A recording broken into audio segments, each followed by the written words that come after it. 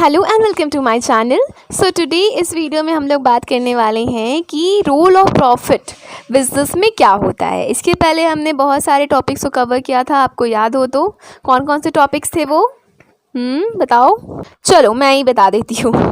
सबसे पहले हमने पढ़ा था कि ह्यूमन एक्टिविटी क्या होती है, उसके बाद हमने पढ़ा था कि इकोनॉमिक एक्टिविटी क्या होती है, नॉन इकोनॉमिक एक्टिविटी क्या होती हैं, उनके टाइप्स क्या होते हैं, बिजनेस क्या होती है, बिजनेस का कैरेक्टरिस्टिक्स, बिजनेस का नेचर, बिजनेस के ऑब्जेक्टिव्स क्या होती हैं, इकोनॉमिक ऑब्जेक्टिव क्या होता है, सोशल ऑब्जेक्टिव क्या होता है, ह्यूमन या फिर पर्सनल ऑब्जेक्टिव क्या होता है। ये सारी बातें हम लोग सब पढ़ चुके हैं। अगर आपने ये सारी बातें नहीं पढ़ी हैं तो इन सारी वीडियोज़ का लिंक मैंने डिस्क्रिप्शन बॉक्स में दे दिया है, आप वहाँ पे जाकर देख सकते हो। अब इस वीडियो को स्टार्ट करने से पहले, जैसे कि मैं पिछले 2-3 वीडियो से बोलती आ रही हूँ कि अगर आपको ये वीडियो अच्छा लगे या फिर मेरे चैनल पे कोई भी वीडियो अगर आपको अच्छा लगता है और आप इस वीडियो को कंटिन्यूअसली देखना चाहते हो इन द कमिंग फ्यूचर तो प्लीज़ आप मेरे चैनल को सब्सक्राइब कर लीजिए, ठीक है। अब हम लोग बात करेंगे कि रोल ऑफ प्रॉफिट क्या होता है बिजनेस में।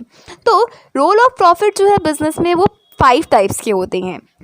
सबसे पहला होता है सर्वाइवल, यानी अगर हमें प्रॉफिट मिलता है तो हम लोग जो है इनकरेज हो जाते हैं कि हम अपने बिज़नेस को और लंबे टाइम तक सर्वाइव कर सके। फॉर एग्जांपल कि अगर आपने कोई बिज़नेस किया है और आपको अच्छा प्रॉफिट हो रहा है तो आप क्या सोचोगे कि मैं इस बिज़नेस को और लंबे टाइम तक करूं और लंबे टाइम तक इसे करूं जिससे मुझे और प्रॉफिट मिले, है ना। तो इसी तरह यही यहाँ पे कहना है इसका कि अगर हम लोग बिज़नेस करते हैं और बिज़नेस में हमें प्रॉफिट मिलता है तो उससे सबसे पहला क्या होता है कि हम इंकरेज हो जाते हैं कि हमें और लंबे टाइम तक अपने बिज़नेस को कंटिन्यू रखना है। दूसरा, एक्सपेंशन एंड ग्रोथ, यानी कि जब हमें प्रॉफिट होता है हमारे बिज़नेस में तो हम क्या करते हैं कि जो प्रॉफिट का पैसा जो हमें आता है हम अपनी ही बिज़नेस के ग्रोथ में, उसके एक्सपेंशन में लगा देते हैं, उसके एक्सपेंशन में इन्वेस्ट कर देते हैं, है ना। इसकी वजह से क्या होता है कि हमारा बिज़नेस और बड़े लेवल पे हो जाता है एक्सपैंड और हमें और प्रॉफिट मिलता है, ठीक है। तीसरा है सिंबल ऑफ एफिशिएंसी और एन इंडेक्स ऑफ परफॉर्मेंस, यानी कि अगर हमें प्रॉफिट मिलता है तो ये एक सिंबल है कि हमने अपने बिज़नेस को बहुत ही अच्छे तरीके से किया है।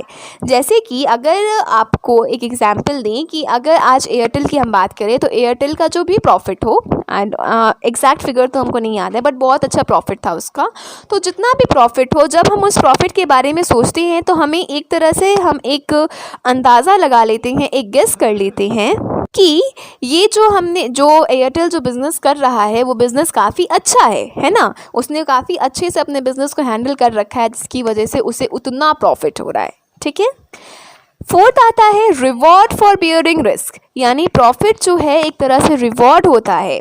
आपने रिस्क लिया और आपको उस रिस्क के बदले में वो रिवॉर्ड मिलता है। यानी अगर हम बिज़नेस करते हैं तो हो सकता है कि हमें प्रॉफिट हो और हो सकता है हमें लॉस भी हो, तो हम इस रिस्क को लेकर उस बिज़नेस को कर रहे हैं। तो इस रिस्क के लिए जो हमें पैसा मिलता है, इस रिस्क के लिए जो है हमें जो प्रॉफिट मिलता है वो हमारे लिए क्या हो जाता है, एक तरह का रिवॉर्ड हो जाता है कि हाँ हमने रिस्क लिया तो हमें प्रॉफिट मिला, ठीक है। अब आते हैं फिफ्थ पॉइंट है हेल्प्स टू गेन रेपुटेशन और गुडविल, यानी अगर हमें प्रॉफिट अच्छा होता है तो हमारा जो रेपुटेशन है लोगों में वो काफ़ी अच्छा बन जाता है। जैसे कि मैंने एयरटेल का एग्जांपल दिया कि जब उसका प्रॉफिट अच्छा हुआ तो एक जो हमारे लोकेलिटी के जो लोकेलिटी के नहीं मतलब लोकल पीपल्स जो है इंडिया के, उनके अंडर ये माइंडसेट हुआ कि हाँ जो एयरटेल है उसका जो सर्विसेज है वो काफ़ी अच्छा है, ये कंपनी काफ़ी अच्छी है, ये बिज़नेस काफ़ी अच्छा है ना। तो इससे क्या हुआ कि रेपुटेशन जो है एयरटेल का वो काफ़ी ज़्यादा बढ़ गया पहले के मुकाबले। तो यही है हमारा role of profit in business, ठीक है। एक बार रिकैप कर लेते हैं। पहला है सर्वाइवल, दूसरा है एक्सपेंशन एंड ग्रोथ, तीसरा है सिंबल ऑफ एफिशिएंसी और the index of performance, fourth है reward for bearing risk and fifth है हेल्प्स टू गेन रेपुटेशन और गुडविल। आई होप कि आपको ये समझ में आया हो।